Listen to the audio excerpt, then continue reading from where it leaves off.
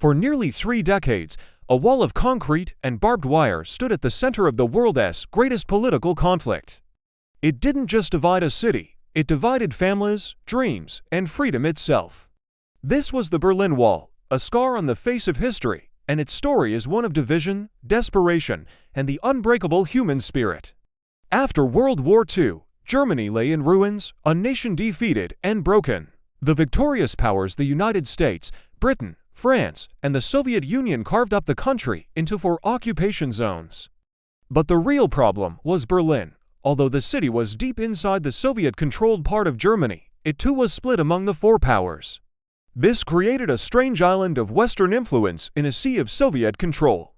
Very quickly, 2 opposing ideologies found themselves staring at each other across an invisible line. In the West, capitalism and democracy flourished, fueled by American aid. In the East, the Soviet Union imposed a strict socialist state. Germany was now 2 countries, and Berlin was 2 cities. The contrast couldn't have been starker. West Berlin, backed by the Western Allies, was becoming a vibrant, modern city. It was a beacon of freedom and opportunity, a place where people could speak their minds, start businesses, and travel freely. Its streets were filled with life, its shops were full, and its culture was open to the world. On the other side of the city, East Berlin told a different story. Controlled by the Soviet-backed German Democratic Republic, or GDR, life was governed by strict rules and constant surveillance by the secret police, the Stasi. The economy struggled, and personal freedoms were severely limited. For many East Germans, looking across to the West was like looking into another world, so they left.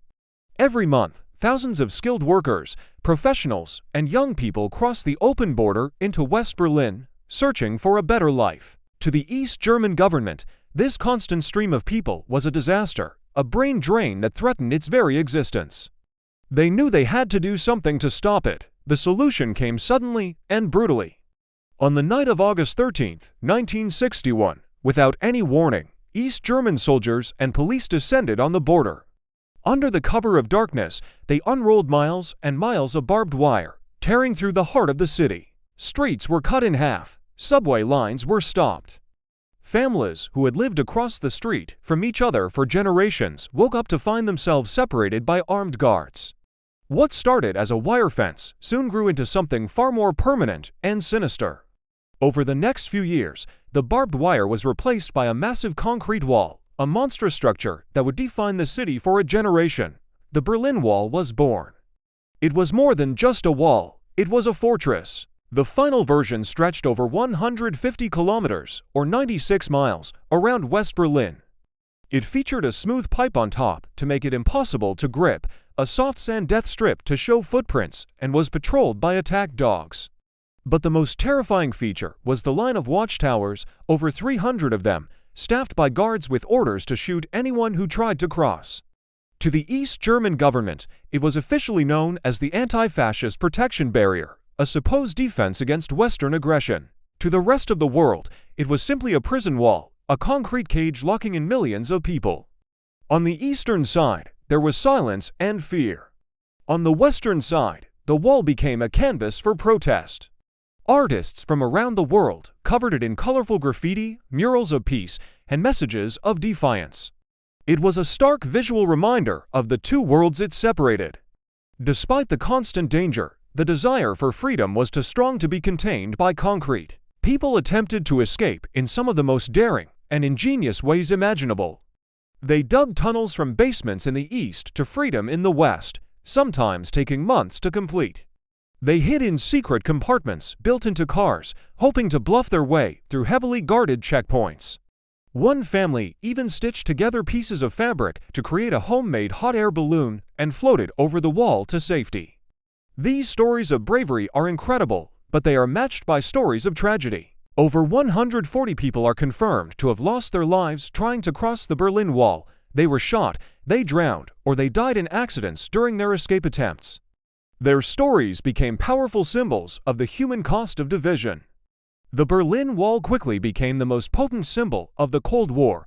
It was the physical manifestation of the Iron Curtain that had descended across Europe. For decades, the 2 superpowers, the United States and the Soviet Union, faced each other in a tense standoff, armed with enough nuclear weapons to destroy the world several times over, and Berlin was right on the front line. In 1963, U.S. President John F. Kennedy traveled to West Berlin to deliver one of the most famous speeches of the Cold War. Standing before a massive crowd, with the wall just behind him, he declared his solidarity with the people of the city. He famously said, in German, "Ich bin ein Berliner," meaning I am a Berliner. It was a powerful promise of support, a message to the world, and especially to those on the other side of the wall, that they were not forgotten. But by the late 1980s, the world was changing. The Soviet Union, economically strained and politically stagnant, was weakening. Across Eastern Europe, people were finding the courage to demand reform and democracy. In East Germany, this movement took the form of peaceful protests. At first, it was just a few brave individuals. But soon, the crowds grew into the thousands, then tens of thousands. They gathered in churches and marched through the streets of cities like Leipzig, holding candles and chanting, "Wir sind das Volk." We are the people. The pressure on the East German government was becoming unbearable. The wall, which had once seemed so permanent and unbreakable, began to show cracks. The end came almost by accident. On the evening of November 9, 1989, an East German government official named Günter Schabowski held a press conference. He was meant to announce a minor change to travel regulations. But he was tired, poorly briefed, and under pressure from reporters. When asked when the new rules would take effect, he shuffled through his papers and mumbled, "As far as I know." Effective immediately, without delay, the news spread like wildfire. East Berliners couldn't believe what they were hearing. Could it be true? Were the borders really open? Thousands of people flocked to the checkpoints along the wall, demanding to be let through. The border guards were confused. They had no new orders. But faced with the massive, cheering crowds, they had no choice. They stepped aside and opened the gates. The scene was one of pure joy. People streamed into West Berlin, laughing, crying, and hugging complete strangers. That night, people climbed onto the wall, dancing and singing.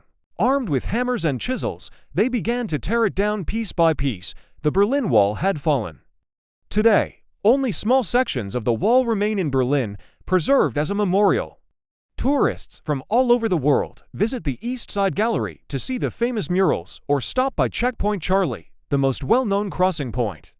These remnants don't stand as monuments to division, but as powerful reminders of unity.